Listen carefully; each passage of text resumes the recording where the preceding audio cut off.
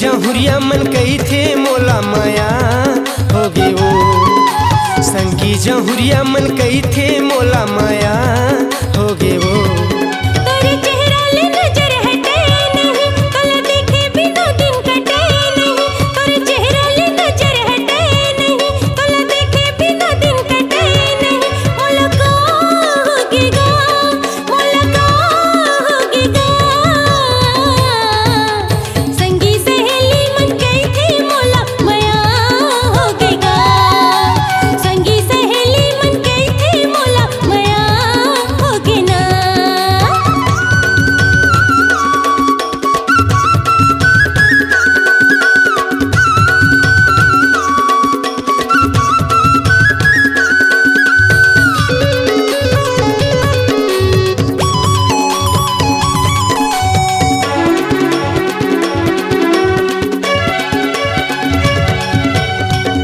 जाने कब माया होगे पता नहीं चली से मोला।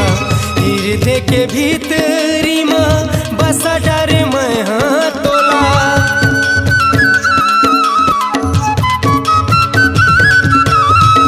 जाने कब माया होगे पता नहीं चली से मोला।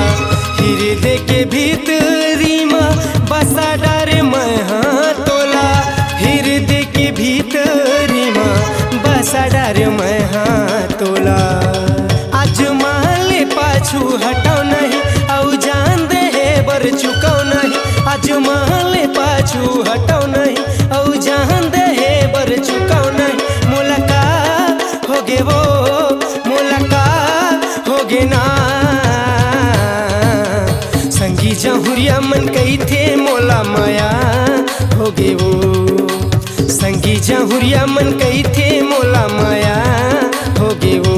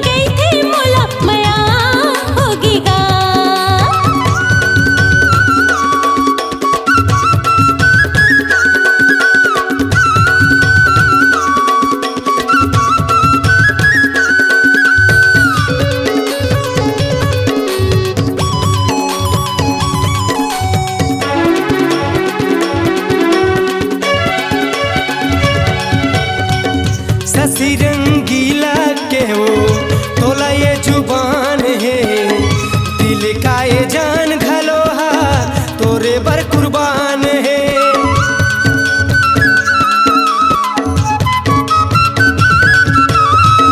शशि रंगीला के वो तोला ये जुबान है। दिल का ये जान घलोहा तोरे बर कुर्बान है। दिल का ये जान घलोहा तोरे बर कुर्बान है। तोरे सुरताले आखी थके नहीं तोला देखे बिना दिन कटे नहीं।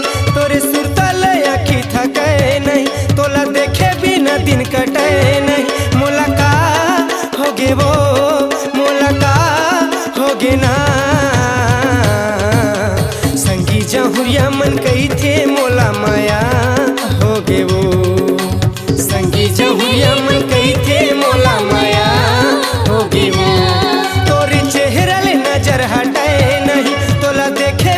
दिन कटे नहीं, तोरे चेहरे ले नजर हटे नहीं, तोला देखे बिना दिन कटे नहीं। मुलाकात होगे वो मुलाकात होगे ना, संगी जहुरिया मन कही थे मोला माया होगी वो। संगी सहेली मन कही थे मोला माया होगेगा, संगी जहुरिया मन कही थे मोला माया होगे वो। संगी सहेली मन कही थे मोला माया होगेगा, मोला माया होगे वो, मोला माया होगे वो, मोला माया होगे वो। हाँ।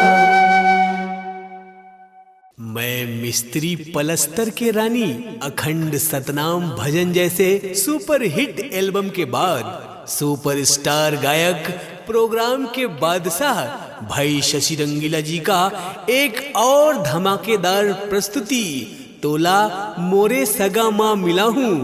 प्रोग्राम हेतु संपर्क करें। संपर्क नंबर है 7089366823। तोला मोरे सगा माँ मिला हूँ।